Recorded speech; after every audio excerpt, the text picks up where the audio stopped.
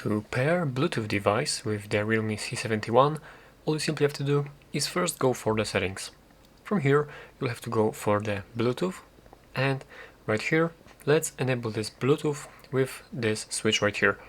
And now, what you have to do is put your device, your headphones, earbuds, or speaker, Bluetooth speaker, whatever you would like to pair, you have to put this device in the pairing mode. Usually you will have to press and hold the power button for different amount of seconds, or there's a special button to put this device in the pairing mode.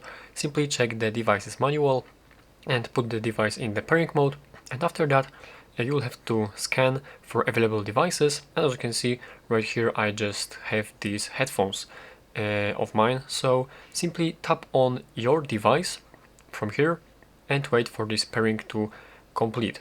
Here you can additionally allow access to contacts and calling history for your headphones.